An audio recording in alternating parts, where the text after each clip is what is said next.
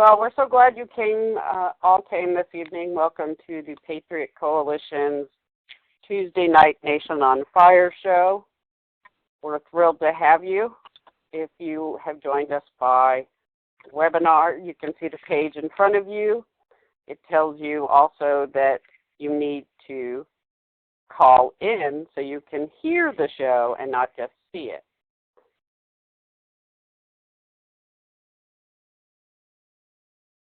We also have tons of social media as well as a parent website. You can visit us online at patriotcoalition.com or twitter.com/PatCoalition, twitter.com/PatriotWatchdog, or facebook.com/PatriotCoalition. We also have a YouTube channel. Look at youtube.com/ThePatriotCoalition. And I'm going to interject here for two reasons. Of course you are. Before we move on to that's going to be a record. We're not even a minute in. We didn't even get through the credits, the opening credits. I'm already heckling. You didn't introduce yourself, and even if you had, you probably would not have properly introduced yourself. Well, so even if I'd done my job, I wouldn't have done it well. Is that what you're saying? Well, we haven't made. Well, why don't you tell the folks, Don Pardo, who's with us this evening? Well, our gracious co-host that does the openings for our Nation on Fire shows is our political director at Patriot Coalition, but she has a skill set and experience level in one of our, I'll say our number 2 project, Fire Coalition. Even though Fire Coalition is 10 years old, Patriot Coalition is 5 years old. As far as our web presence goes,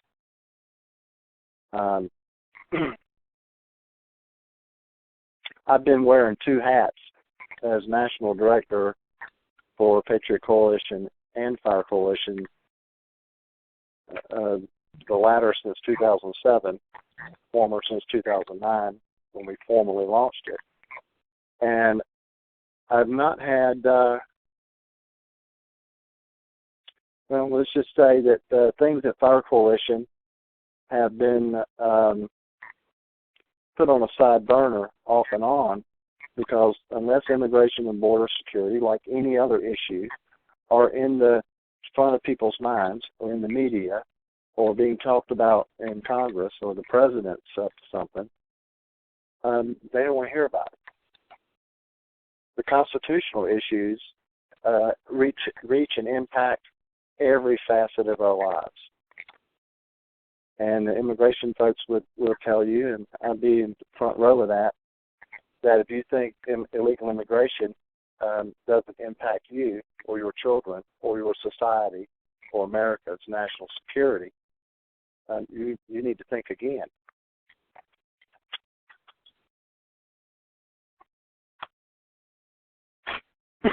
Greta was trying to interrupt us. Can't have that. This is Ms. Dawn Wildman. She lives in sunny and warm Southern California. She's a diehard activist. She's our national political director at Patriot Coalition. And moving forward, she is now also deputy director of Fire Coalition and will be spearheading our efforts at Fire in the coming year, which will take a tremendous workload off of my shoulders.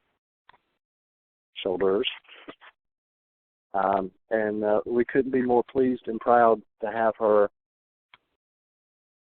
at the helm, dealing with immigration issues and border security issues. And on a personal note, the reason that we haven't had a deputy director at Fire Coalition for the past few years is because there was no one that was qualified and capable of doing the job. So we leave job openings empty rather than just fill a spot for the sake of filling it. So I couldn't be more pleased and proud to have Dawn as our coalition deputy director moving forward. And she's the one narrating. And while we're still here on this screen, when you go to Patriot Coalition, which is our parent site, .com or .org, if you're in the battle fighting against the indefinite detention provisions that came out of the 2012 NDAA, and you're using or wanting to use our model resolutions or Restoring Constitutional Governance Act, which looks like we're going to have it introduced in state legislatures literally from coast to coast. We have commitments from Washington State and North Carolina and Wyoming and feelers in some other states.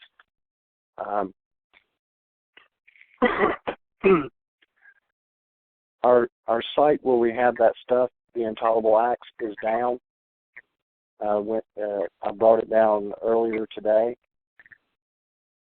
We're moving it from one server to a new server, and we ran into a couple of glitches. It should be a day or two. If you need a Restoring Constitutional Governance Act, the model legislation, or you need a resolution for your county commission or for your state legislature, or if you're interested in getting your congressman to introduce, to sponsor the RCG Act, Restoring Constitutional Governance Act,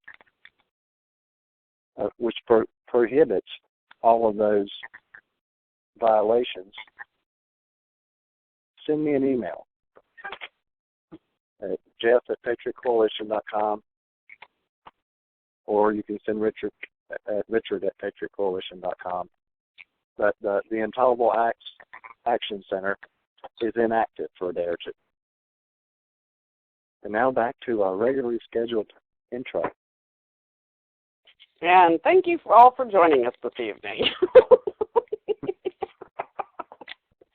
So tonight we're going to have an Article 5 update. No, we're not. No, we're not. Okay. No, we're not. Oh, no, you we're did not. Fix This your is drink. last week. You did fix your drink, didn't you? Last week you did this. We do not want to do it again. No. Well, we and will do margaritas it, for not everybody. this week. Well, she missed Okay. last week, so she still thinks it's this week. Oh, darn, I missed this whole conversation. So this was last We week's didn't need. conversation. We don't need two State of the Unions two Tuesdays in a row. Please spare me. Yeah. You can find this archived at patriotcoalition.com/radio-shows, and you can find all of the shows and blog talks and everything else that has ever been done there.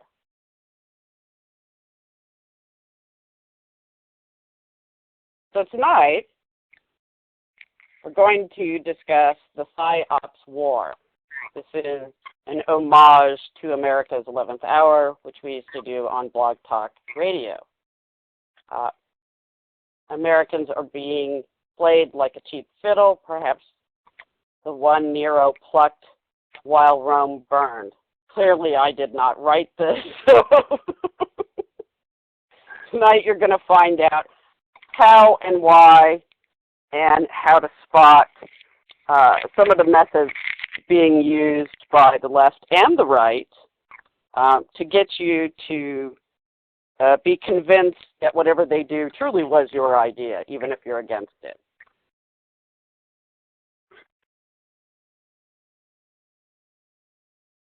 So, Jeff, Yes, did you have some opening remarks that you wanted to make on this subject? People talked about Nero's fiddled while Rome burned. And you've seen videos of Rome burning, and there's a visual that goes along with that, like he was oblivious to what was going on around him. Yeah. That could be said about our president. It could be said about our Congress. It could be said about the courts. Worst of all, it can be said about us, we the people. We are fiddling while Rome burns. America is in its 11th hour. And for those who, I know from just looking at the chat window that most of y'all are familiar with our America's 11th Hour project. But it's kind of like our strategy, Patriot Coalition strategy for combating this effort to amend our Constitution, like that's going to fix the problems we have. That our solution is, as Councilor Fry says, counterintuitive, because your gut says you need to approach it one way when in reality you should do sometimes the exact opposite. And there's reasons why. That over the past decade, as we've been fighting to educate lawmakers and citizens groups, members of Congress, law enforcement, you pick anybody that's in the political food chain in the country. Our facts are unimpeachable. Nobody has ever been able to take us to task on our facts or our legal interpretations, ever. And we've challenged people when we give them these hardcore facts that you can take our work to the bank, that proverbial you can take it to the bank is good. You can take it to court. You can take it to church. And yet, the facts alone are not enough. When I got out of my seat, put down my TV break in 2005, and set about on this crusade, I thought all people needed was the truth and the facts, and that the more as I educated myself, because there is a learning curve, the more I learned, the more concerned I became about our nation's future. And I thought, ignorantly, naively, that if they knew what I knew, they'd be as mad as I was.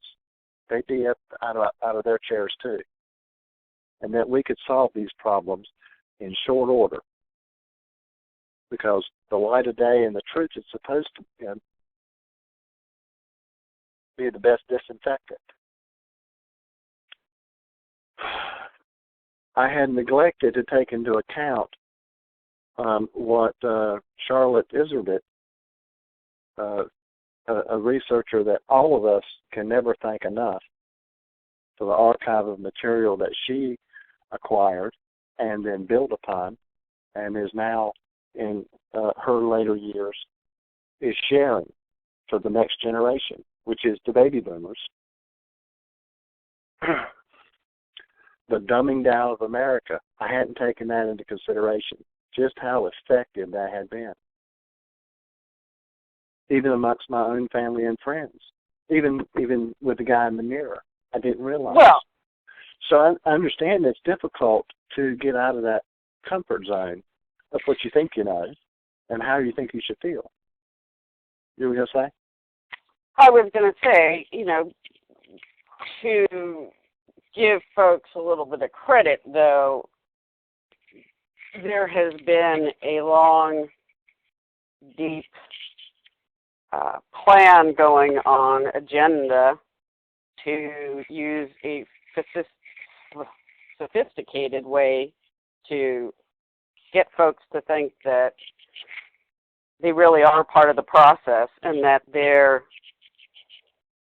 ideas are being translated into suggestions, ideas, policy, whatever. So, it's not necessarily that people aren't really involved. Well, it doesn't matter if you're involved if what you're doing is causing harm or enabling the evil people to continue doing their harm because you don't have the backbone to call them out, to stop supporting them because you're afraid you're going to lose access. Okay, and so that, here's the just moral. mean tonight. Here's the moral to that story, and I'm going to take the side of the people. So when we were discussing this show, and I believe the best way to teach people is to show them how things are in their own life or things that they've experienced, especially when it comes to different types of manipulations that are pulled on you probably every day, whether it's from government or marketing for a particular brand of laundry soap, for God's sake. You know, you're getting all these messages. This is one of the reasons I hate the term low information voter. Most people, even if they're not paying attention to politics, aren't necessarily low information. They're getting a ton of information every day, and usually it's all wrong because it's got a leftist progressive agenda attached to it. So my thing is always to give examples to people so they can say, oh, okay. So rather than, you know, I would like to assume that every person has been by now to a city council meeting or some sort of board, some sort of governmental meeting in your town, whether or not you've gone to the state capitol or D.C. or any of these things. But that's not necessarily true of everybody, even activists. But most people have dealt with issues in their neighborhoods, their communities, their children's schools, maybe where you work, maybe in looking for a job. And you're being Delphied in these as well. And so I was relaying to Jeff a situation that had happened recently with myself. My neighborhood underwent some redevelopment in the last 10 plus years. And with that came all these great new restaurants and some artsy-fartsy part of town, and it's wonderful and it's great, except that with that comes heaps of traffic. And we knew there was going to be a lot of traffic, which is why everybody had lobbied our redevelopment agencies. Yes, let's get a big, one of those big parking structures, but we don't want it to be big and gaudy and blah, blah, blah. We did, in fact, get the parking structure. It wasn't built in the way the community wanted, but nevertheless, it's, 5, 6, 7-story parking garage, which nobody uses because people are evidently cheap when it comes to parking. They will spend $12 for a microbrewed beer and a bratwurst, but they won't pay $5 to park. So inevitably, parking overflows into the residential neighborhood, which is a problem. So recently, the city has decided, well, we're going to give you the opportunity to participate in how we should solve the problem. So they sent a letter to all the homeowners, and they said, oh, please go take this survey. And so if you are annoyed or you just think you should participate, it's your, responsibility as a homeowner, like me, which I qualified for both of those things. I was very annoyed. So I went to take the survey, and it was completely Delphied, which is to mean that they've already come up with the solution that they will be doing. They, meaning in this instance, my city government, could be anybody, those in charge, the authority in charge, have already decided on a course of action. Now what they want you to do is basically be involved in as such that you believe your opinion, your voice is being heard, but it isn't, and this is how they did it. So they start asking you questions, and they ask you the question, and then they go give you a few answers, and you're reading them, and I'm sure most people can relate to this, and you read the answer, and you're thinking to yourself, none of these 3 or 4 answers really reflect my opinion. As a matter of fact, I don't see my opinion about this anywhere. It's not represented. And now even the surveys have gotten more sophisticated, because it used to be you could just not answer that question and move ahead. Now they've gotten sophisticated that you can't move ahead unless you actually answer the question. And so we do, especially conservatives, because we're all about following laws and authority and all that, we do what we always do, which is, well, I better answer the question. So we go back to the answers that we were given, and we look around and we try to fit whatever those answers are that most closely align to what we think our opinion would be. And we move on. The reality is, your opinion wasn't ever going to be represented, because at the end of the day, you and everybody else in your neighborhood are becoming a statistic that the city can turn around and say, well, 98% of the respondents said blah, blah, blah, blah, blah. And I know people have taken these where they say, because this has happened to me, where you take and you think, what do you mean? I took the same thing. How could these people think that? Well, because almost everybody that took it that wasn't a leftist progressive had to do what you had to do. I went through the thing, didn't submit the survey because it didn't have anything to do with what I thought. It was part of their Delphi. And this happens to us all the time. And most people give it not even a second thought anymore, because it happens so frequently. Your information is manipulated out of your hands daily. Every time some website that says to you, oh, come sign our petition. We've got a petition that's going to go to Congress, and it's going to go to the president, and come sign. And I'm not talking about the people you guys work with all the time who you know that are reputable, but there's always somebody out there that's, you know, you may not have necessarily heard of them. And of course, you're really hot about the issue, so you go and sign. You've just given them your information. It's just a baiting way to get your information. Because odds are there isn't a petition. They're not giving it to the president. We don't even have to go into what if they did anyway. But so the other thing is, I try to tell people, stop signing all these petitions. If you're working with a reputable group and you know that they're really doing stuff, great.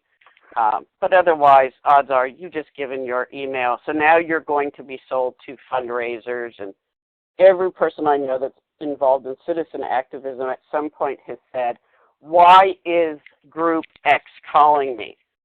I've never given them money. Well, if you're a conservative and you've given anybody money on the right, whether it's campaigns or March of Dimes or you name it, there are lists that get sold.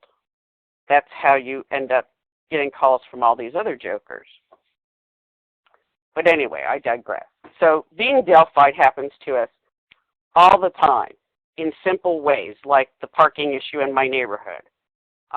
Let's give them another example, because you're right about that. And it's not just that the city council will use it. The people that wanted to build that fancy parking garage so it blended in with the rest of the architecture of the buildings downtown, it was in their best interest as well. And the people that were pushing sustainable development, that wanted to get rid of the street parking, it was in their interest to build the parking garage. Absolutely. And in fact, they created, in part, the need to have the parking garage because they did away with the street parking. And Absolutely. The city council and the legislature doesn't really want you having easy access to come see them anyway. So it's already something that sounds like something that might make their life a little easier. And Absolutely. the lobbyists pick a special interest, and they will find a lobbyist that can go sell sand to an Arab to come in there and manipulate you. and speaking of manipulation, Tea Party patriots, they claim to represent the Tea Party groups in this country. They represent themselves and the special interest group members of the Millionaire and Billionaire Boys Club that created and fund them. But it's not just enough, these millionaires and billionaires didn't get all their money by spending it, so they throw seed money to create organizations to carry their water for them, and Tea Party Patriots is one of them. I received this email from Tea Party Patriots this morning, I think. Yeah. And it starts out, we're just a handful of Senate votes short in the effort to completely defund Barack Obama's executive amnesty. Really? I didn't know Tea Party Patriots had a vote. I didn't know they had any senators they had bought. But this is our chance to remind Barack Obama, who's really in charge and saved this country. Now, this highlighting is not mine. This is theirs. This is propaganda. This is manipulation. This is if you're somebody that's in the camp of all this is Obama's fault and anything we can do to poke him in the ribs or to make him look bad is better for our side or is good for us or is a way to get even with him, you're being played for a sucker. And you're being childish, immature, and stupid if you fall for this garbage. But it gets better. If you think for 1 minute that if the House passes legislation to defund his amnesty and the Senate passes it, it's legislation. And legislation doesn't become law unless the president signs it. The president has already said that he would veto about half a dozen or more different bills or types of bills if they came on his desk, across his desk. And Republicans are trying to convince you, and these leeches, special interest group leeches, propagandists, will use that political game to suck the money out of your wallet so that they can maintain or obtain access, and so they can pay themselves six-figure salaries, some of them multiple salaries from multiple different puppet 501c3, 4, or 5s that they create. They're praying, and not with their hands together on their knees to our Creator, but they are praying with their claws extended like a vulture on the misery index of the American people.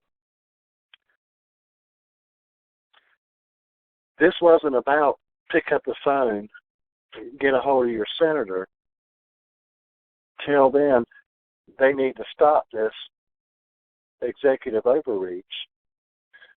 This is send us money. How much money? They want $26,054 by the end of the week, or they're going to have to cut back or even cancel their campaign to defund Barack Obama's illegal amnesty scheme. Don, you have a history, a knowledge rather, of how groups like Tea Party Patriots and Americans for Prosperity work. You recall how much money that Americans for Prosperity, Koch brother-funded front group, and Tea Party Patriots, Eric O'Keefe and Mark Meckler and Koch brother-funded front group, how much money these groups sucked out of the American people's grassroots pockets to stop Obamacare from being passed? I don't know for AFT. I'm assuming it's into the double or triple digits in the millions. It's in the tens of millions of dollars. That just prior to, in between the time that it was passed and the Supreme Court ruling, it was a 2-year period, those two groups alone sucked around $25 to $30 million out of grassroots pockets that fight this Obamacare case. where that's And they weren't concerned, even.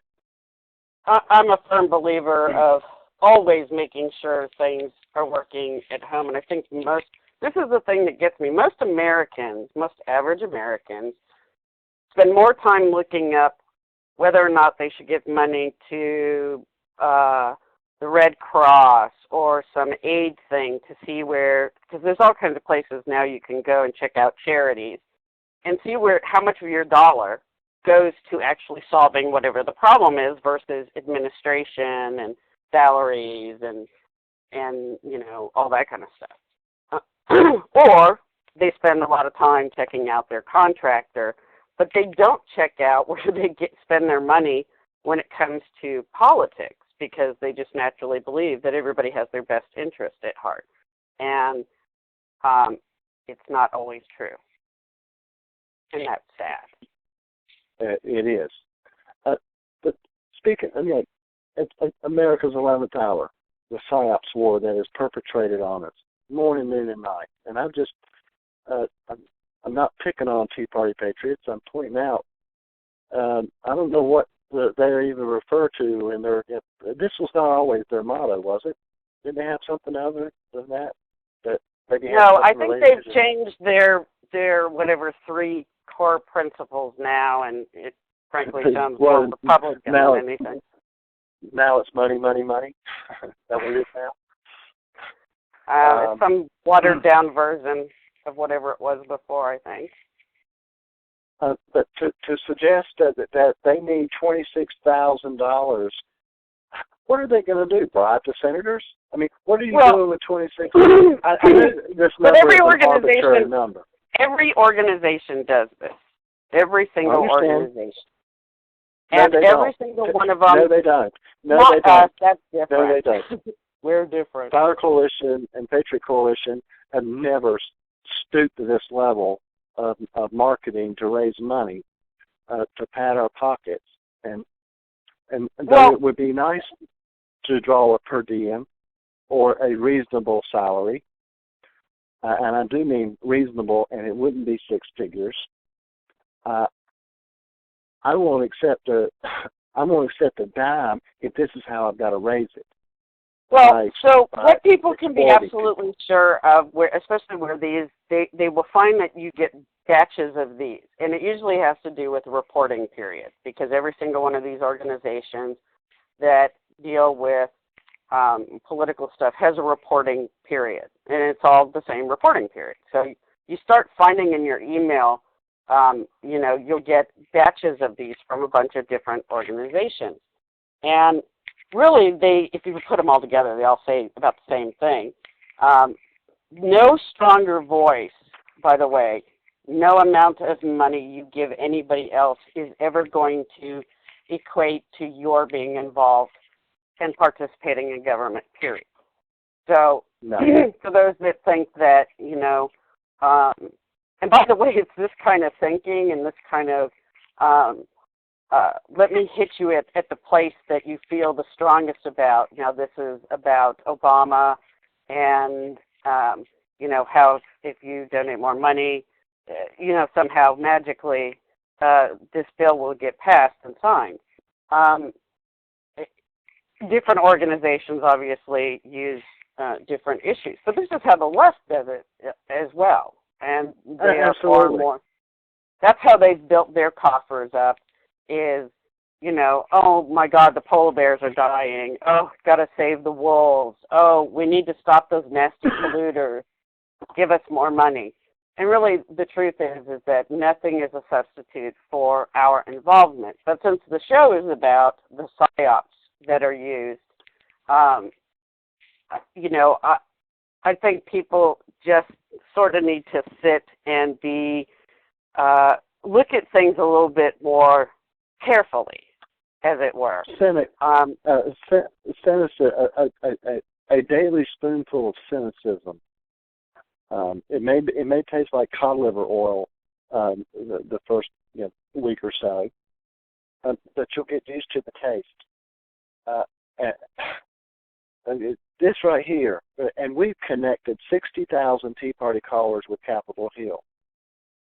Were these people that were invalids in a coma that couldn't pick up the phone and call themselves, but they needed to go through Tea Party Patriots to be connected.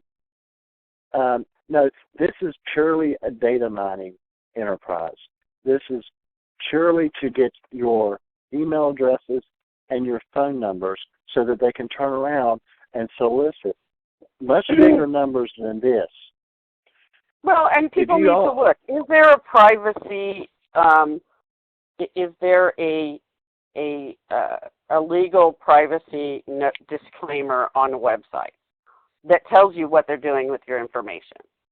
Anytime that you sign up for something, you say you want a newsletter, you say you want to be involved, you answer things like this or petitions, your information is now gathered. I mean, you know, these folks have been doing this for a long time, and they're probably better than the NSA as far as gathering those aspects of your information. When I came on board with Fire Coalition in 2006, it was via, first as a partner through a illegal immigration coalition, that Fire Coalition had partnered with another national group to create, and there were over 100 groups in that coalition, and my group, my little local group, Patriot Watchdog, was one of them.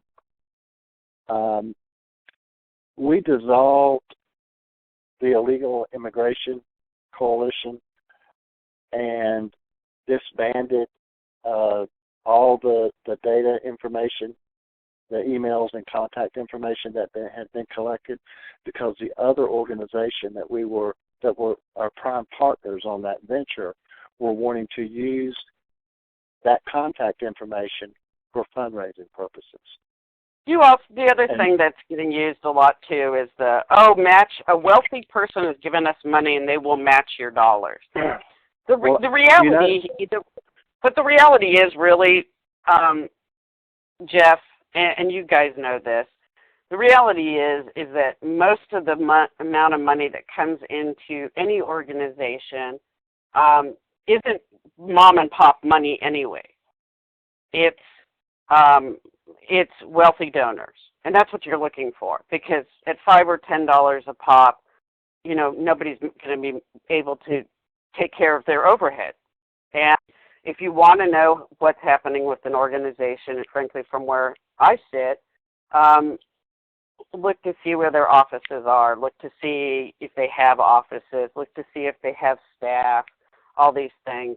I mean, we all know plenty of organizations that are small little think tanks that work really on a shoestring budget, and they're, you know, really upfront about, listen, any donations we get are used for our lobbying, and you know, so we can go to D.C. and lobby for you and all that kind of stuff. But back to the whole other aspect, which is the more sophisticated, I think, and the more hidden traps of manipulation. You know, so much of, and this is important for parents to know, because so much of what kids are doing, thinking, saying today comes from all this manipulation. They're being manipulated at school.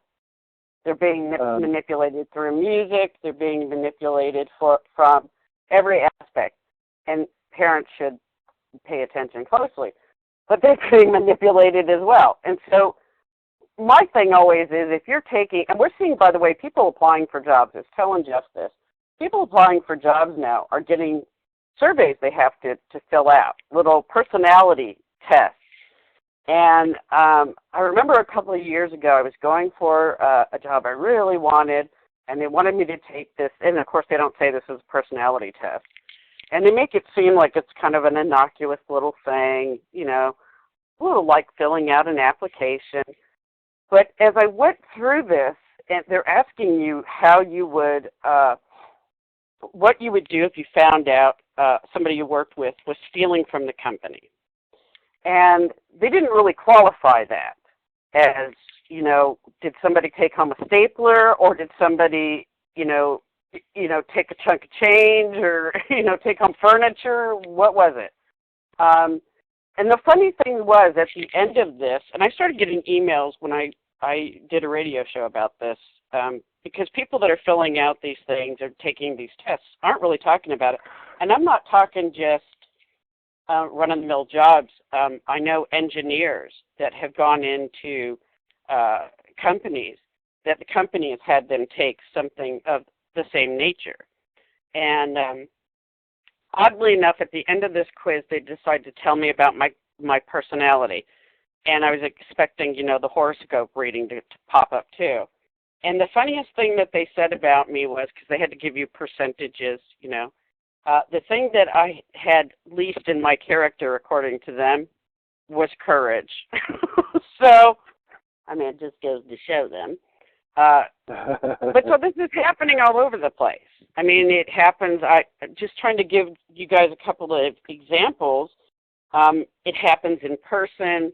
The techniques they use.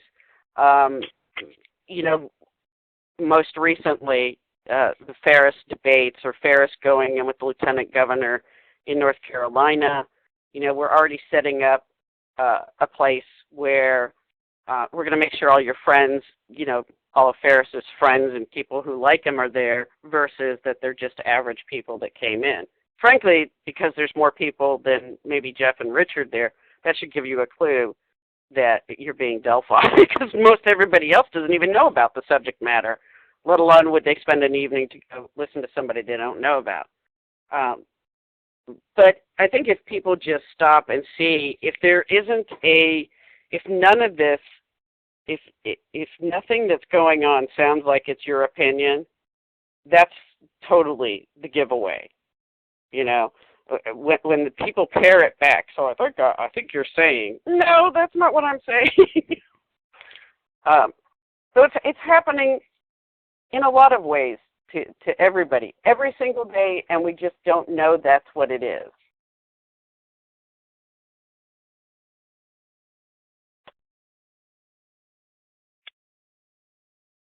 Speaking of Tea Party patriots manipulating you, this was last week. This was 3 days ago.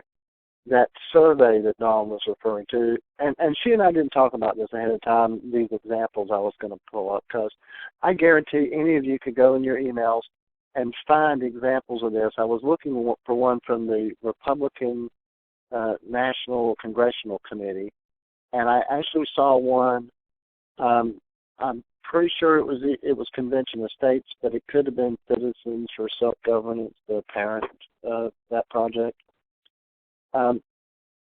Where they said they would double or triple your donation. Well, they've gotten so crass about, or I don't know what the word is, flippant about it. Some of them have even stopped saying that they had a donor that would match, and they're now saying that they will match your donation themselves. And I'm like, well, how are you, if you were going to double my donation to yourself, that's like going to your parents and asking for $5 and say, look, Mom, if you'll give me $5, I'll give me $5 too. I'll make it $10, and you'll only have to cough up 5. Well, one of the things too is that absurd. The forms of manipulation too are counting on, in most cases, is your desperation to solve a problem. My parking issue has been going on for years, but it has hit its nexus, and that's when they choose, because they know at this point you're probably going to be happy with whatever they decide because you're just mad about the issue. And everybody does that. That's why you see multiple emails coming out. It depends on what your stroke is for, which policy issue. Yeah, we're coming. This is not going to end up being an hour show at this rate. The survey, what Dawn was talking about, where they pick your brain so they know what buttons to push on you when they come back. Got this one from Tea Party Patriots 3 days ago. I'm not picking on them. I could pull up a dozen different organizations that do the exact same thing. Um, they want you to take an anonymous survey about your political beliefs and your purchasing habits. They partnered with EOS Mobile. And in a better effort to serve you, EOS Mobile wants to know more about you. Underline, bold. Just click here to make your voice heard now. In this brief survey, your answers will help them form a more complete picture of Tea Party supporters today, which will help them more effectively tailor their efforts to support our movement. Exactly what does EOS Mobile do? I would suggest they're probably either fundraisers or telemarketers. They're in marketing. They're not in actual activism. They're not fighting for a cause. They're fighting for a dollar, and it's your dollar. And if you take this ridiculous survey, which I had not even opened this particular email. But this is just what I expected it to look like. Read the list of organizations and people. I'm not going through this whole thing. Below it indicate how you feel about each. If there's one you don't know that much about, just indicate that. Very favorable to no opinion. So how do you put cell phone and your usage of cell phones as a consumer right in the smack, literally in the middle of a political thing? Well, I would have to check this box. Very unfavorable toward Tea Party patriots. Very unfavorable toward Hillary and Nancy and Barack and all of the above. If I was going to actually submit this. Now, they say this is an anonymous survey. If you believe that, you're a sucker. Because the mere fact that I clicked on this and I went to this website to take this survey provides IP data. My IP address is attached to my visiting this website to take this survey. And if you think that they can't then take that IP address and find out who I am and gather and to get the more personalized information, you're an idiot. I have never seen this. I've seen people check for books somebody has written or a radio show or some sort of media stuff.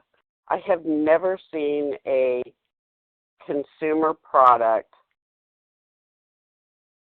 a spamming thing along with activism like this. I have never seen this. This is unbelievable. Well, this is Tea Party patriots pursuing their American dream, which is data mining.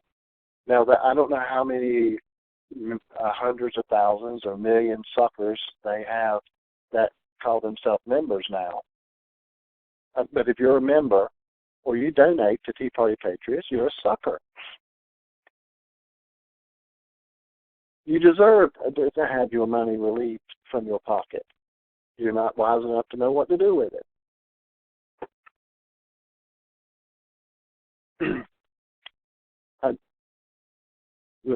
Saving my country has nothing to do with this. They are either getting paid for this.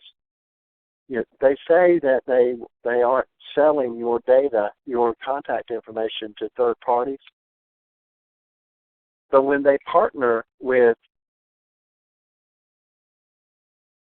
marketing firms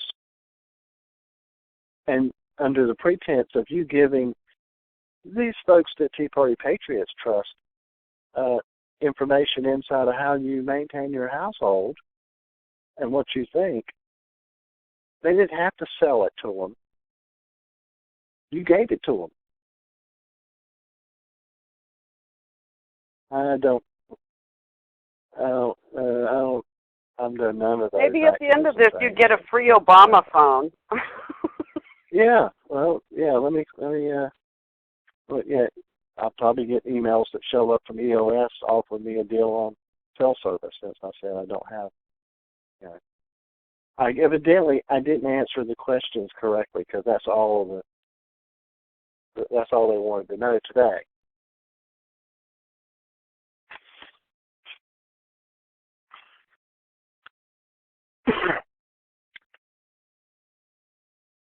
But you can go through your emails from Heritage Foundation, from Americans for Prosperity, Citizens for Self-Governance, Convention of States Project, and more. And you'll find this kind of data mining emails or those crisis emails where they have to raise tens of thousands of dollars today to solve this. If they don't raise tens of thousands or $100,000 by the end of the week, then they're just going to have to throw in a towel. They're all like Jimmy Swaggart. And they're preying on your misery index because they know you actually care about the real issues, the issues that they claim they're fighting. And you're being duped. Dawn mentioned that you're being Delphied. If you don't understand what she meant by that, then you're a good mark, a good sucker. If you don't understand decision-relevant science, and there is a science, the human condition, what makes us tick, hasn't changed very much since Adam and Eve. And I tell the psychologist every decision we make can be boiled down to one of two decisions: seeking pleasure or avoiding pain. And it's not necessarily physical pleasure or physical pain. It could be emotional, spiritual, financial,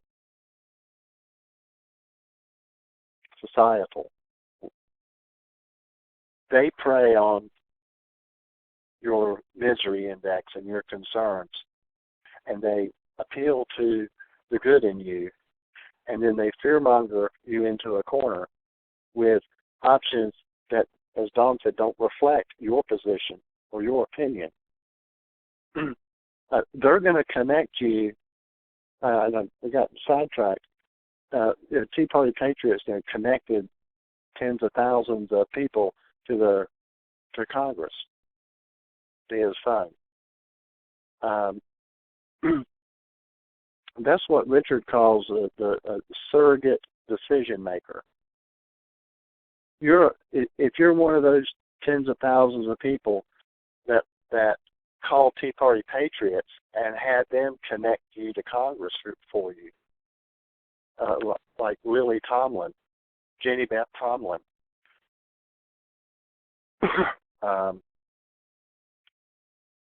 you're an idiot. You can't look up congress.gov and get them. If you don't know your congressman or senator's number by now or how to get it, and you have to go through somebody else to get that number, that's okay. Get the number. But make the phone call yourself. If you want to fill out, start getting an itch that you feel a need to fill out a survey, break out a pen and a piece of paper and write them a letter instead. And then get a number 10 envelope and stick it in there and put a stamp on it. And you can go to congress.gov and get the mailing address and mail it to or better yet, get in your car and hand deliver it to their district office if it's your congressman. Or if you're close enough, go see them on Capitol Hill. Stop going through surrogates. That's like these titans of industry, and they weren't billionaires, but in today's dollars they would have been, that to avoid the draft would pay somebody else to go fight in their place. And that's the way it used to be done in this country. Wealthy people during the Civil War didn't die fighting in the Civil War. If they got called up, they paid somebody else to go on their behalf. This is what you're doing with your civic and moral duty when you go through these surrogates. They're not. You're not. They're not. Tea Party Patriots is not empowering you. You are empowering them.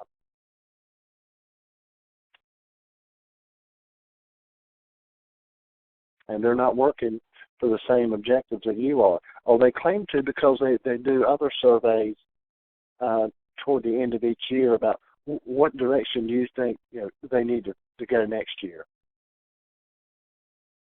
You won't get one of those from us because we're going the same place next year that we went last year. Restore constitutional governance at every angle, on every issue, every time. And as long as the Constitution reads the way it reads today and the Bill of Rights reads the way it reads today, that will be the direction that we're going at Patriot Coalition.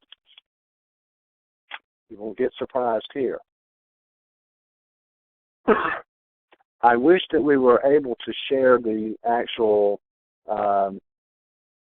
video on here, and if I was to take more time before I uploaded this tonight's archive, I could actually throw it into Movie Maker or to Nero and insert the clip. But you need to go watch the whole video and not just 2 or 3 minutes that I would carve out of it. When I talked about decision-relevant science, which Don was talking when I went here, at our project, America's 11th Hour, you click on Basics, that will take you to this page. I'm not going to bother reading it to you. You can read, hopefully. Decision-relevant science is the art of manipulation, actually is a science. And they've relied on a Nobel Prize-winning laureate to help develop this strategy of manipulation. They have refined it to the point that it is a science. And they teach this science, among other places, at Yale Law School. Now, if you got the recap email from last week's show, I actually attached this PDF, and then there's also a direct link to where you can go watch this video on decision-relevant science. How do people think about it? That explains in detail. I need to embed it. I need to create a Psy-Ops playlist, I guess, and just start Counselor Dawn, remind me to do that. So we can have one, because I see in the chat you guys should type a fact sheet of what we've been saying tonight. Well, we need a playlist because we've already got a lot of the videos and really a lot more material that we haven't shared. But if you haven't watched this video on decision-relevant science, you would have got and I'll send it. I'll attach this again tonight. If I have your email address already, if you watched one of our previous shows and got the live show, Nation on Fire webinars, and I already had your email address, then when I go do the recap for the show to let you know that the video is available and any files that were associated are available, you'll get it. We had some folks last week who sent me an email after the show that got a direct link to the video archive of this, of last week's show, and where they could download either one or several or all at once the PDF documents that we shared. I did not add those email addresses to some mailing list because that's not what I got them for. It was for this express purpose, and that's all I used it for. If you don't think I have your email address and you're watching this live tonight or with us tonight, send me an email. I'll check it check my inbox, jeff@patriotcoalition.com, before I send out the recap, and I'll reattach these same documents from last week because they're still relevant on this manipulation. The example that I used to give was when Al Gore said, back to America's 11th Hour, Basics tab, you scroll down till you get to Decision Relevant Science. Here's the direct link to the video of Professor Kahan, the Yale Law professor, giving the presentation that is the accompanying PDF of the PowerPoint. Yeah, that was a mouthful. If you don't take the time, and I'm aggravated with some dear friends of mine, and I don't know if I should be aggravated at them or at myself because I haven't done a good enough job of explaining how freaking important it is that you wrap your mind around how you're being manipulated. I have talked to dear friends in my home state and other states across the country. I have given them this information before, given them examples before of one that they didn't have to go look up. This global warming, that when they realized that the science didn't support that we're in a warming, that we're actually in a cooling, they couldn't change it to global cooling, so they morphed it into climate change. But when former Vice President Al Gore said the debate is over, the consensus is in, the experts have spoken, that was consensus building. It was collectivism. It was decision-relevant science. It was the Delphi method, all rolled into one. It was manipulation. This decision-relevant science, if you have not watched now that was probably 4 or 5 years ago that good old Al Jazeera Gore said, the debate is over, the consensus is in. When you hear consensus, think capitulation. Think scam. Think you're going to lose more than you gain. When you hear proponents of some newfangled deal, throw those terms out. Grab your wallet and your Constitution. This is not the one I was looking for. These are not the droids I was looking for.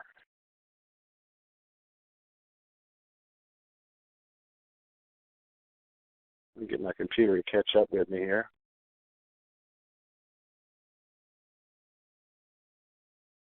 Or get my fingers to catch up.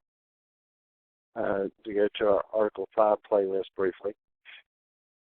If you have not watched the debate that Counselor Fry, or Richard Fry, General Counsel, did on December 6th, the RPV is Republican Party of Virginia, their annual conference. Richard did a public debate against Michael Ferris of the Convention of States Project. If you haven't watched it, you need to go watch it. It's an hour and 16 minutes long. It's just a little bit longer than NCIS. If you don't watch any further, and let me pull the document up.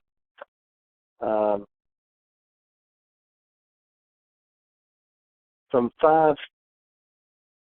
5 minutes and 30 seconds into the video,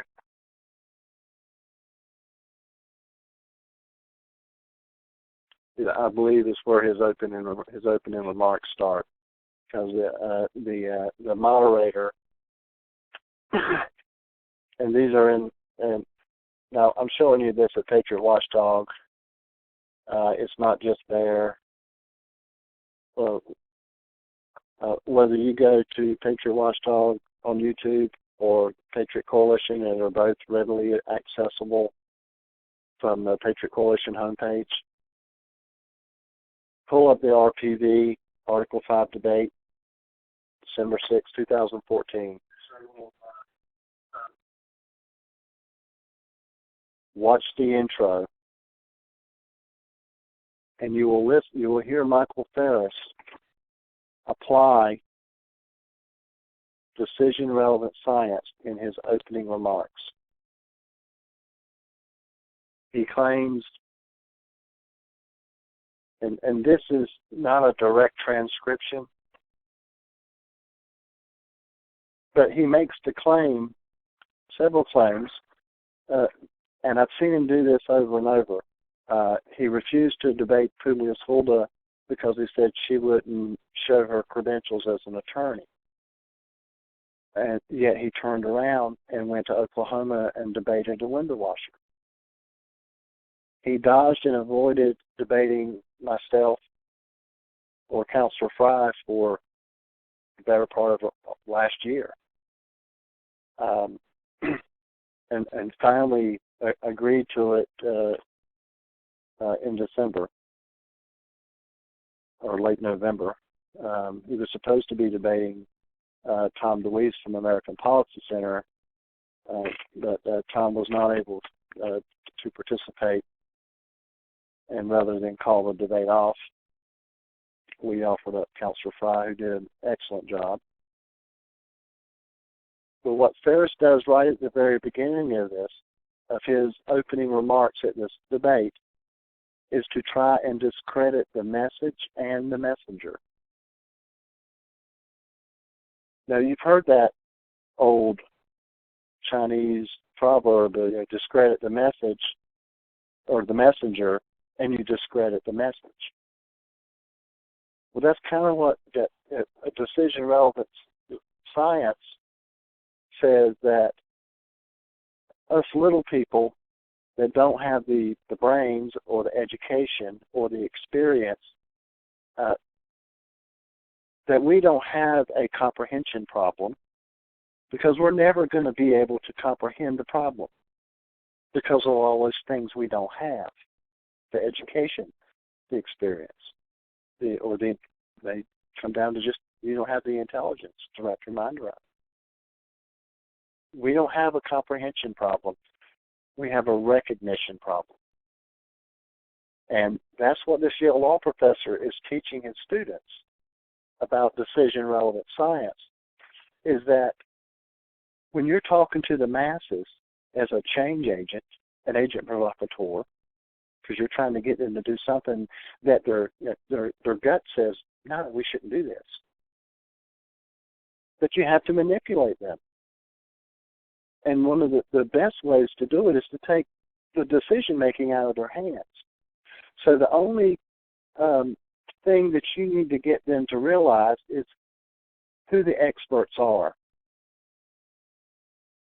So Ferris tries to establish himself as the expert at this debate, and he tries to discredit the message that Counselor Fry brought to the table by discrediting the messenger's credentials.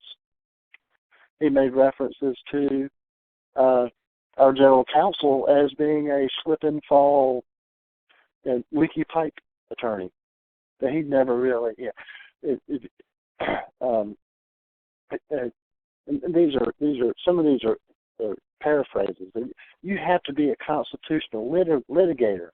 You have to have actually been in a courtroom and tried a case related to Article 5 in the Constitution before you're qualified to talk about or make any decisions about the Constitution or government.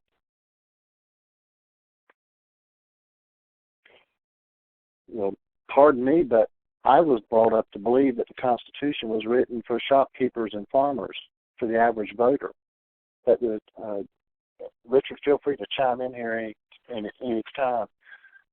The founders talked about, or the Supreme Court rather, actually used that language of the common voter. That's who it was written for. Now, I've offended school teachers by saying that if you need a constitutional attorney to explain the Constitution to you, you probably had a public education.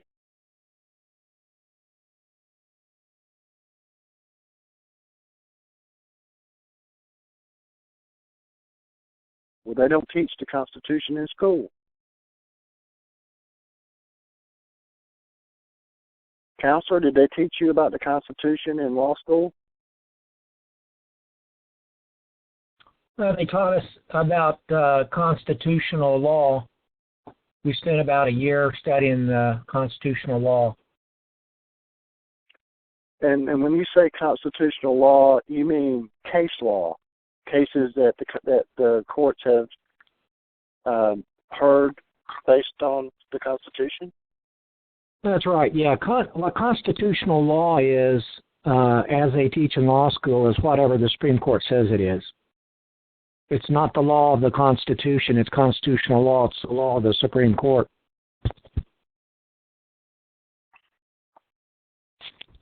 And as we both know, the Supreme Court has rewritten, if you will, the Constitution on one or more occasions, or more than one occasion, to fit their purposes, including regarding their own jurisdiction. So.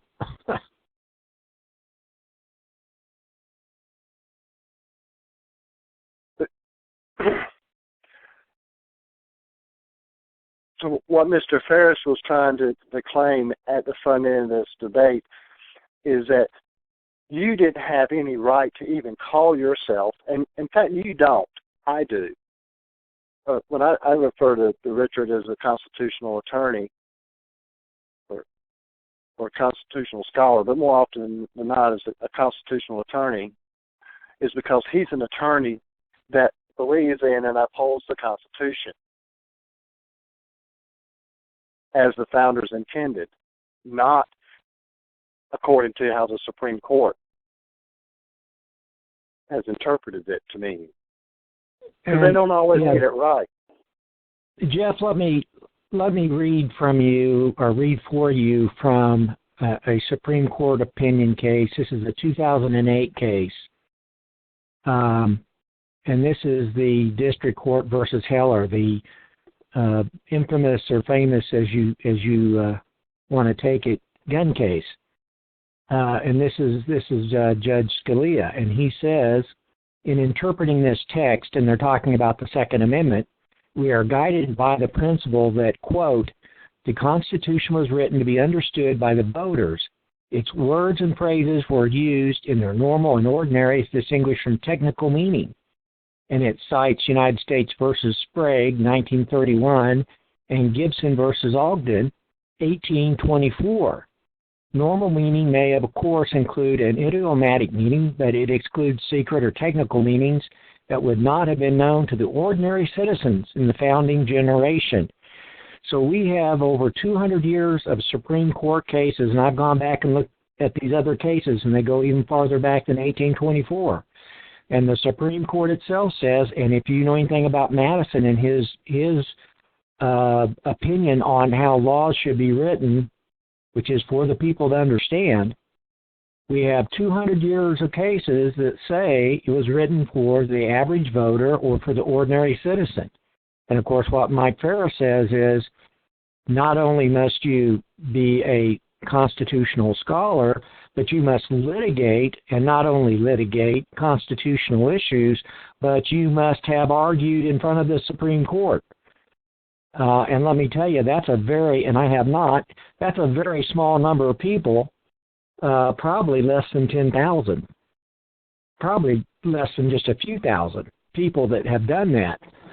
So what he's saying is these people, himself included, are the high priests of the Constitution, and we have to look to them. We humble citizens who are supposed to be the sovereign of this country are supposed to look to the high priest of law to get our interpretation from them as to what our rights are.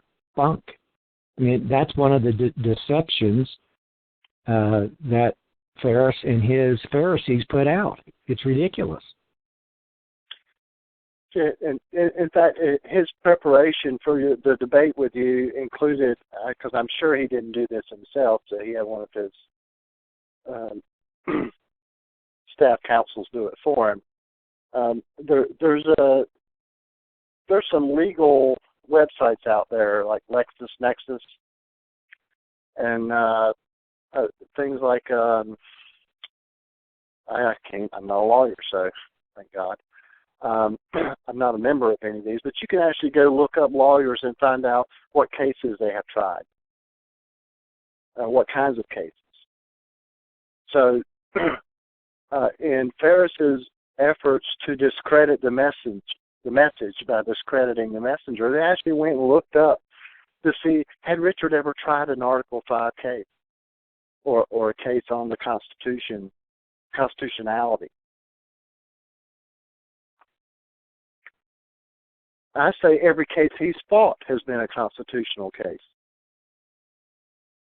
Because every case that he litigated as a civil litigator was in defense of a person's rights in a court of law. And where did that authority come from? To have that court for him to act as counsel for a defendant? But from the Constitution. That really kind of loses the point. The real point is it doesn't matter. It doesn't even matter if I'm an attorney, to be frank. No, it doesn't. It aggravates me because I was just pointing out the absurdity. Well, it is. Of the argument. But the sad reality of it is, what's really sad, disappointing, is that a vast majority of people will listen to that and not knowing any better will believe that. They will believe that they don't have the ability to know what the Constitution is, and so they're going to let some fast and loose attorney, some law professor, some judge who doesn't understand the law of the Constitution give them flim-flam and just accept it because they're not smart enough to understand the Constitution, and it's bunk, and we're suffering from self-inflicted wounds. We are suffering from self-inflicted wounds. I was teaching a Boy Scout merit badge class this last weekend on citizenship, and I asked them, who's the sovereign of our country? Who's the head of the country? Who's in charge? Well, they think it's the president or Congress. No, those are servants. There are servants. But, you have people with this attitude like Mike Ferris, this elitist attitude, they want to be our masters. They don't want to be our servants, they want to be our masters. In fact, I was telling Don earlier, I was over at the Kansas legislature today, and they were voting on changing the rules. And one of the proposals is that they have to record all the votes that are taking place on the floor of the House. And there's a great deal of opposition to that. You would think that had already been done. That's the American way. And at least two representatives got up and they said, and I'm not joking about this, I'm being very serious. This is a quote. They're saying, if we record the votes, then we'll have to explain them to the citizens. And if we vote one way one day and another way the next day, they'll call us a flip-flopper. My God, imagine that. Public servants being held accountable to citizens in America.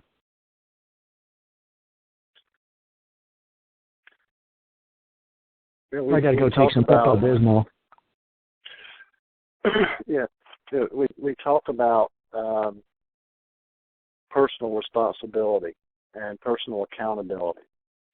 And from the very start, the architects of the current Article 5 movement have used things like Delphi and decision-relevant science to walk in and tell you the problem's not your fault.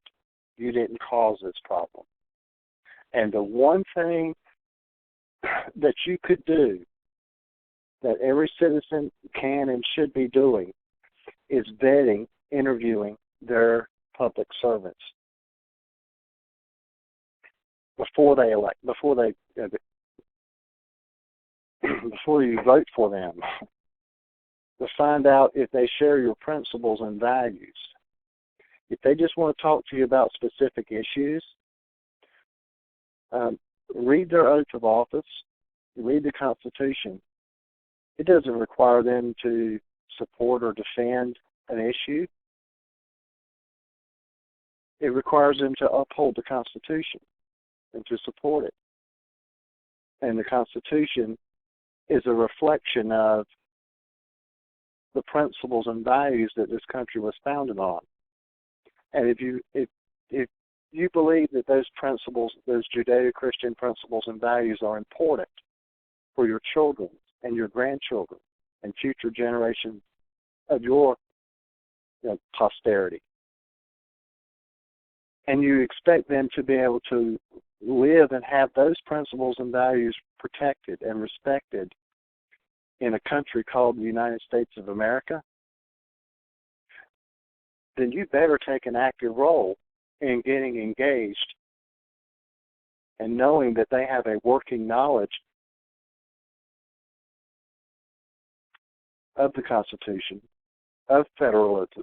If you don't know what federalism is or what a republic is, you probably had a public education again. But the information is not, this is not like the Holy Grail or Bigfoot.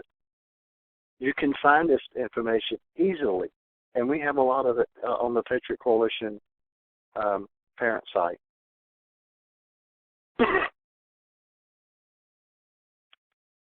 Please go watch this video on decision relevant science.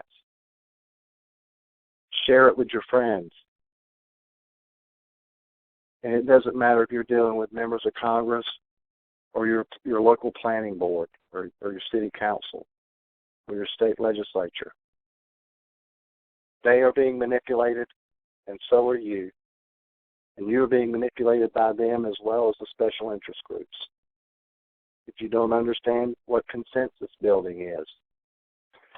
When Dawn referenced, you go to the meeting and they give you a survey or they break you up into working groups and they want you they give you 2 or 3 options to choose from. And they say, well, we're going to split the group up into 3 different subgroups, and they'll go ahead and give you the areas of interest that those groups are going to discuss. What they don't tell you is that they've got facilitators in the audience that are also going to be in those subgroups that are going to steer to develop a consensus amongst the people sitting at that table or in that group, that breakout session. And then they'll bring that back when the breakout groups get back together and say, well, the consensus is we should do option A. Well, you may not have liked option A or option B. Neither one of them may have addressed the real issue. But most people don't have enough courage or don't understand what's really going on, and they'll sit in those groups and with their mouth shut, and they won't speak up and say, well, this doesn't even address the issue. Why are we talking about this as a solution? They don't have the nerve to do that. Well, that comes back to the faith and courage and those principles and values that our nation was founded on. I say you got to get your faith and courage in order first, then wrap your minds around the founding documents, and then get busy holding yourself and your public servants accountable. But the science of the art of manipulation is so advanced now, and we've been subjected to it since before birth. Some of it is so subtle that we don't even notice it anymore.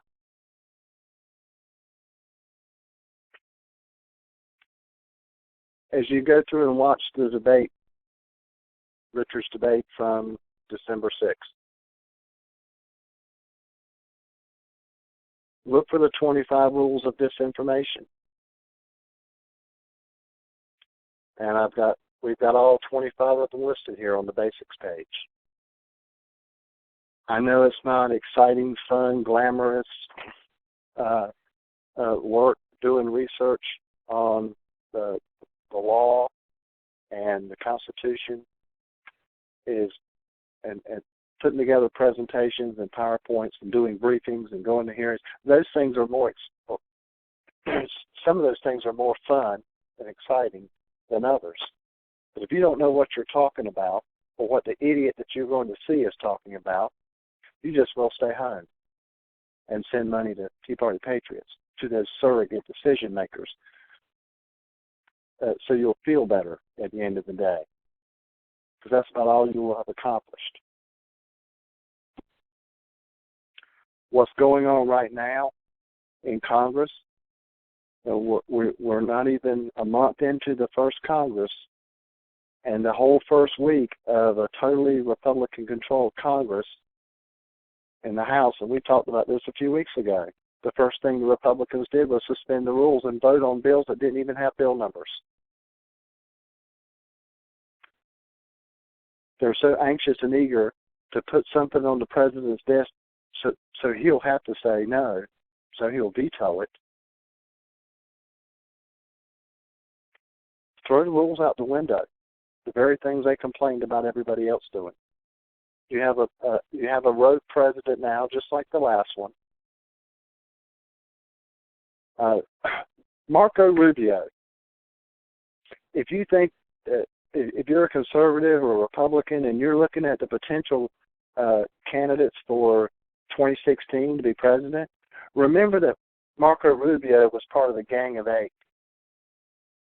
Marco Rubio is right now this week trying to get the Senate to make the Patriot Act permanent. The Patriot Act throws the Fourth Amendment out the window. Marco Rubio wants the NSA to continue to gather in bulk your telephone, text message, email data in the interest of national security. What about in the interest of your oath, Senator? Oh, and I could go on for another half hour about the usurpations of the Constitution by Senator Rubio as reasons why I wouldn't vote for him for president if he was the only one on the ballot. Because according to the Constitution, he's not eligible. He's no more eligible to run for president than Barack Obama. And the Republicans have already adopted this, what's good for the goose is good for the gander. And you'd rather have Marco Rubio than Hillary. Why? A liar and a thief that wears pants instead of a dress is better? Only natural-born citizens are eligible to hold the office of president. Marco Rubio is the son of naturalized citizens. Well, that's okay. He could have been a natural-born citizen, born of naturalized citizens. But when Marco Rubio was born, his parents were not citizens. They were residents, permanent, lawful residents. That doesn't make him citizen. That doesn't make him born of parents who were citizens. Therefore, what we refer to as Fire Coalition as anchor babies, illegal aliens that come across the border and have a baby, and our own government are calling them citizens because they were born here, it's a lie. 14th Amendment says, the authors of the 14th Amendment says that's a lie. That's not what how the law's supposed to be applied, because that's not what the 14th Amendment means. And if you think it means something else, go read what the man who wrote it said about 14th Amendment Section 1.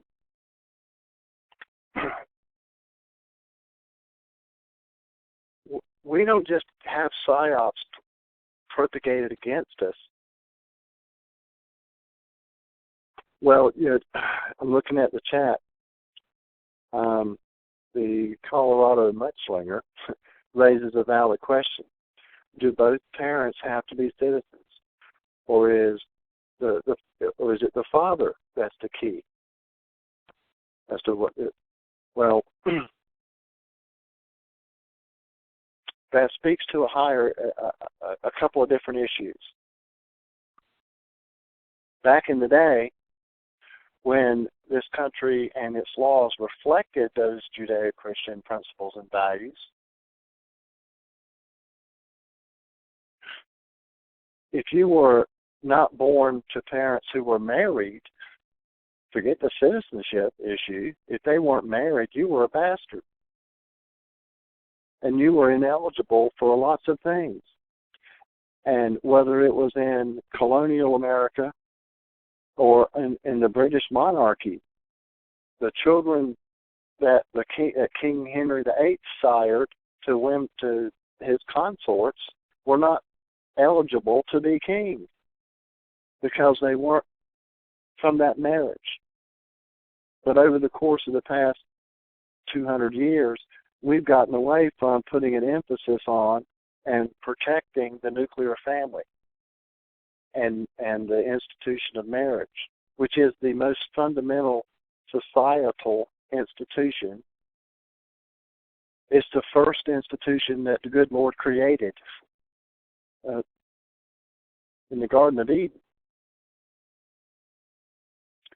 We don't place any importance on the family anymore. So over the course of time, they got the laws that related to immigration and naturalization, or the naturalization of people that wanted to become citizens, got away from requiring parents, that both parents be married. When Barry Soetoro was born, Barack Obama was born, rather, and I've argued this before. I'm not a truther, but the truth hurts. So I got to tell the truth. He was born to parents that were married. One of them was a citizen of the United States. His mother, Ann Dunham, was a resident and citizen of Hawaii. His father was Barack Obama Sr., who was a citizen of Kenya. Barack Obama Jr.'s mother was not old enough to convey her citizenship. She was still a minor. I think she was 17. She wasn't old enough, even under Hawaii law, to make legal decisions. And that was a legal decision.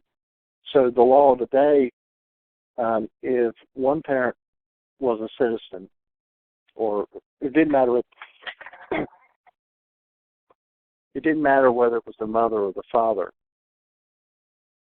In order for him to be a natural-born citizen at the time that he was born, based on the laws that were on the books at the time, one of his parents would have had to have been a U.S. citizen that was old enough to convey their citizenship on their offspring. The mother was not. So the way the law worked in the late 50s, his citizenship was Kenyan. Could he have been naturalized? Could he have been considered natural born because his mother was a citizen? That once she was old enough, maybe she could have conveyed it? I don't know. But I do know that at the time he was born, the only adult in the parental equation was a foreign national. And with Marco Rubio, Senator Rubio, at the time of his birth, both of his parents were foreign nationals. Not one, both. Ted Cruz, he's probably not eligible either.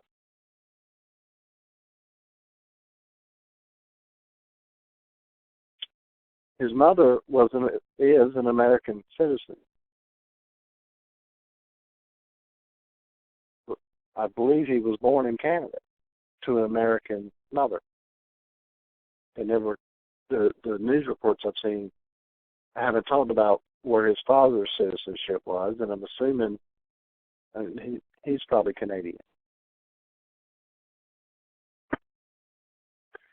The founding fathers put that limitation, that prohibition, restriction on the highest office in the land because they wanted the person that was going to be president and possibly commander-in-chief of our armed forces were we to go to war to be somebody whose loyalty was first and foremost to the United States. We've gotten away from that too. I will be continuing to bring up as we approach the 2016 election cycle, raising the question as to whether or not Senators Cruz and Senator Rubio are even eligible to hold the highest office in the land. It is my informed opinion about one and strong speculation about the other that neither one is eligible. And if you're in that camp that thinks that Barack Obama shouldn't be in office because he's not eligible to be president, don't be a hypocrite when it comes to the Republican contenders.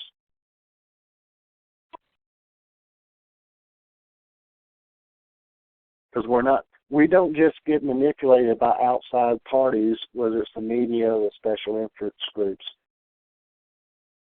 We're manipulating ourselves because we'll accept the easier evil, the easier lie, the no harm, no foul. It wasn't okay for him to do it.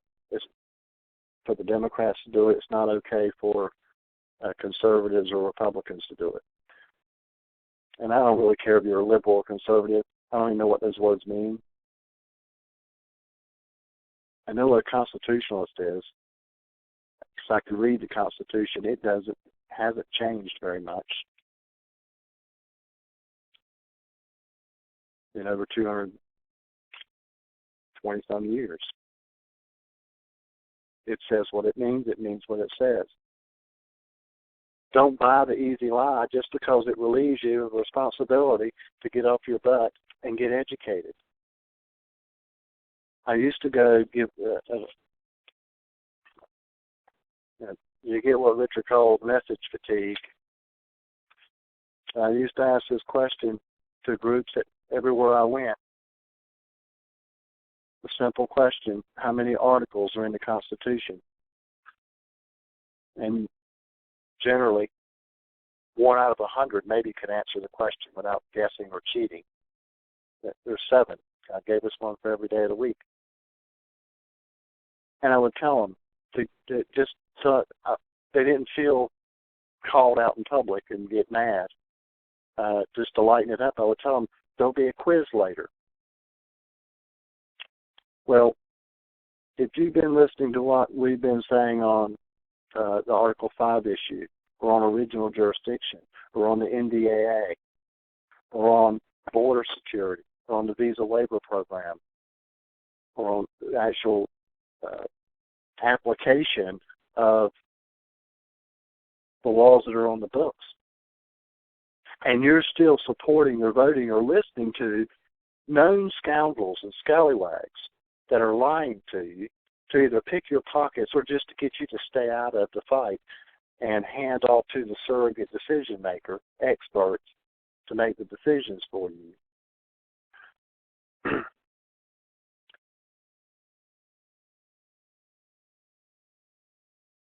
There will be a quiz later. You have to understand Alinsky's rules for radicals. You have to understand the Delphi technique. You have to understand decision-relevant science. You have to understand consensus building and collectivism. You have to understand what change agents and facilitators and the agent provocateur, how they operate. He's like, gee, that's a lot of work. I thought I already finished going to school. Well, evidently you didn't learn jack. And you're either lying to us or you're lying to yourselves if you think this stuff isn't important. Like I said, our facts are unimpeachable because we make sure they are by making sure we get it right. We're not. Rush Limbaugh likes to say he's got a percentage here, 99-point-something% of the time he's right. I don't know what percentage of the time we're right. I know we try to be right all the time, but I know we're human and we do get things wrong now and then. But our facts are generally unimpeachable. And yet, good, decent, grassroots folks that we work with across the country are behaving like idiots.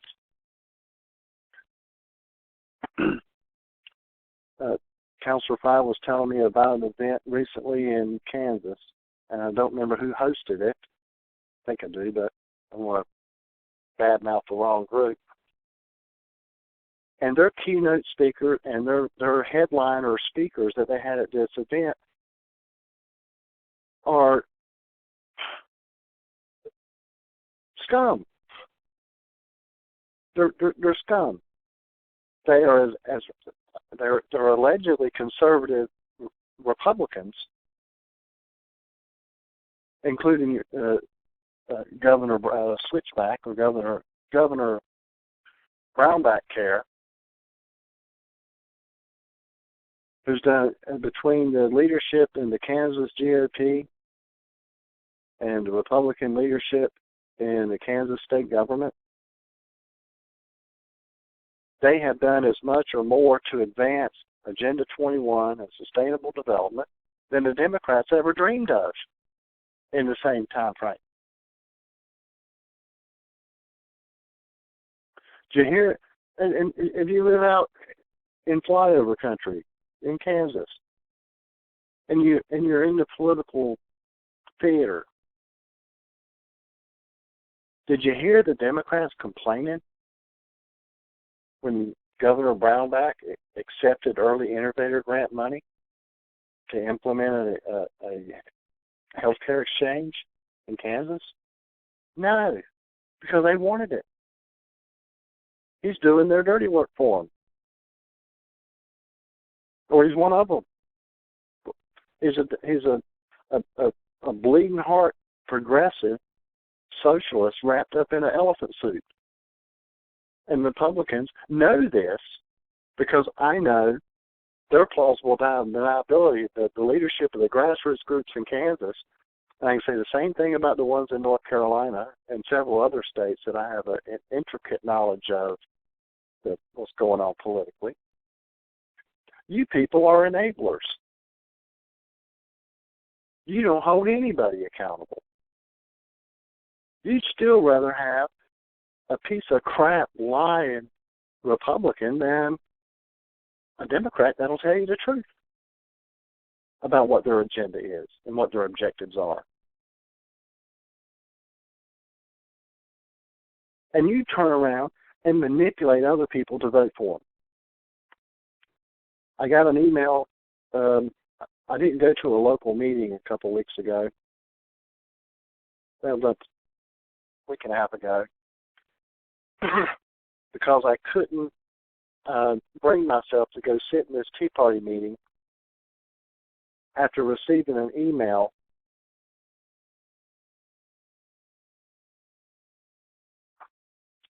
from a Tea Party leader that I know their heart's in the right place, but their head's not. They forwarded an email from a third party encouraging people to pick up the phone and call their congressman and encourage them to vote for this amendment. And there was one of those amendments to this funding bill that was supposed to strip the executive amnesty funding and there were two different amendments that they wanted you to call your congressman to get them to co-sponsor or to vote for. But they don't provide you the bill number. They didn't provide the text of the amendments. And I'm supposed to call my congressman and ask him to vote for something that neither one of us has probably read. How do I know it's any good? How do I know this? I knew the third party that she had gotten it from. It's one that's been a partner of our coalition for a long time. We've worked together on issues over the years. So I know this guy's been around the block. He knows better. I won't ask you to vote for or call anybody to support something that I can't also at the same time at least give you a link to where you could go read it so you will know what you're supporting. It could have your death warrant in the middle of it. It's just idiocy.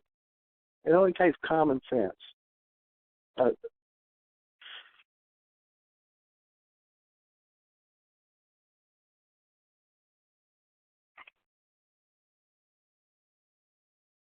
I pointed to this resource last week in our videos of America's 11th Hour, Beverly Eekman. She literally wrote the book on how to defeat consensus building, how to defeat these change agents. And you will run into them in your Tea Party groups. You'll run into them in city council, at school board meetings, at the PTA, in your church.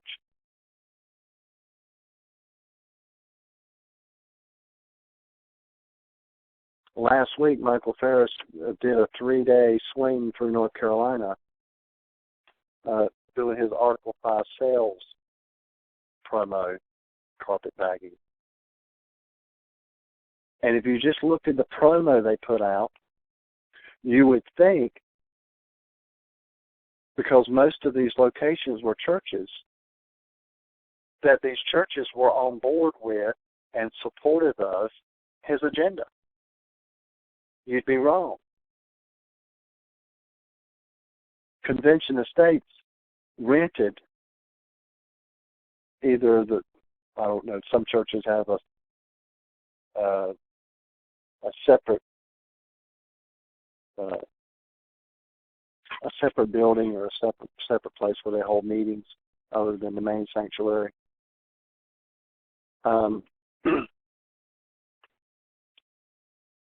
There were 6 or 7 churches and 1 middle school. With the exception of one of the churches, they had rented the facilities.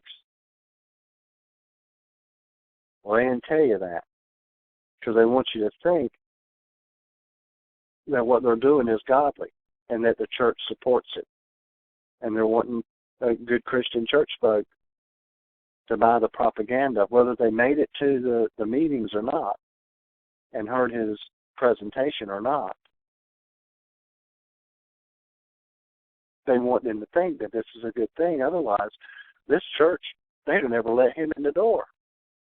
Well, if they knew what I knew, they wouldn't have took his 30 pieces of silver and rented him the God's house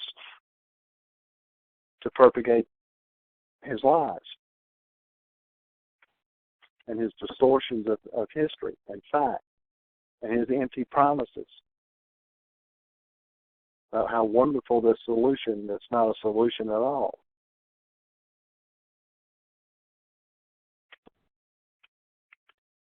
Go to America's 11th Hour, go to the videos, click on Beverly Eekman,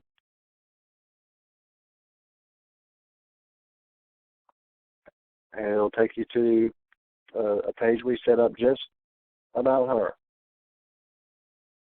Give you a little background on her. Gives you links to her website, And before you go there, you don't have to go any further. She's done a 6-part YouTube video. She broke it up into 6 segments on agent provocateurs. We've embedded all 6 of them right in America's 11th Hour. The question in the chat was, is that book available? The book I was referencing on how to defeat consensus is out of print. You can find it on eBay and maybe Amazon as a used book, but you won't find a new version of it. The latest version, the last update of that book she did was in, I think, 2011, and it is out of print. But Ms. Ekman knows what she's talking about. If you have access to Tom DeWeese from American Policy Center's Freedom Action Conference video set, he has a 4 DVD set from the 2010. I'm digging it out so I can give you the exact name of it. It's called Civic Action Series, and Fire Coalition was a co-sponsor of the 2010 event, Fire Coalition and Patriot Coalition, and Richard and I went, and there were 4 breakout sessions, and one of them was done by Ms. Ekman on defeat consensus. The name of the DVD is Civic Action Series, Defeat Consensus. A lot of what she talks about in these videos that we've got embedded, she did an actual breakout session on it. That is excellent. And I'm going to see if either Tom will publish it, or publish that video, or make it available for sale. I can't. I've got a copy, but I can't give it away or share it. He's not made it. Made it public, other than as a part of the DVD set. But this stuff she has put out there is excellent, and her books are excellent. This is where we're getting our butts kicked, people, is how we're being manipulated and played like Nero's fiddle. And it doesn't matter what else we know. If we don't address this issue, we're going to continue to get our butts handed to us as a people. And America's 11th hour will be America's last hour.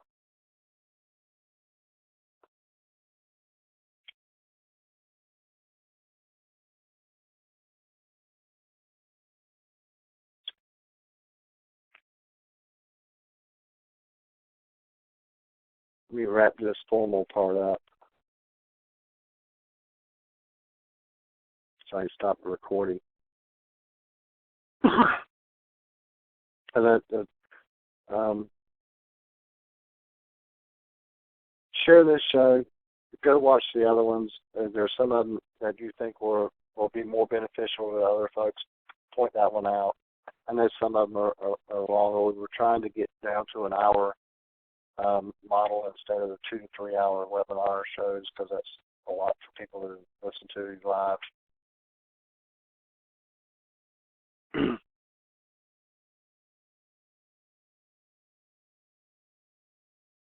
Richard, Dawn, either one of you got closing comments before I turn off the recordings?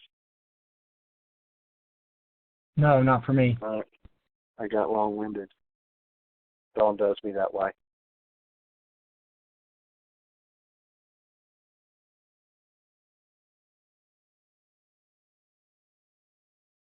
Check us out online, Patriot Coalition. Like Dawn said up front, we have lots of Twitter and Facebook and YouTube accounts, and you can visit us on Facebook at Patriot Coalition. If you have questions related to the NDAA, or to our Restoring Constitutional Governance Act, and you can't get your hands on it in the next day or so, you send either me or Richard an email about it. I got an email from Congressman Jones's staff earlier today confirming that what was H.R. 1888, the Jamil Shaw Jr. Memorial Act of 2013, which is our Illegal Alien Crime Reporting Act, is on schedule to be introduced into the 114th Congress by Valentine's Day. I'm not going to ask you to call your congressman yet to get him to co-sponsor or to support it until I can show you the actual bill and give you the bill number so you can go read it. But we should have that for you hopefully by next week. If not, certainly within the next couple of weeks we'll have that for you.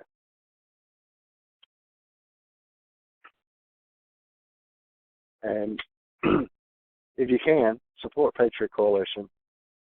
We are self-funded, all volunteer, and we do on occasion need to travel. We have legislators from several states that have asked us about coming to testify at hearings this year, literally from coast to coast, and it takes money to get there. So if you can afford to make a donation to the Patriot Coalition, please do. We'd appreciate it. We'll see you next week on Nation on Fire. God bless.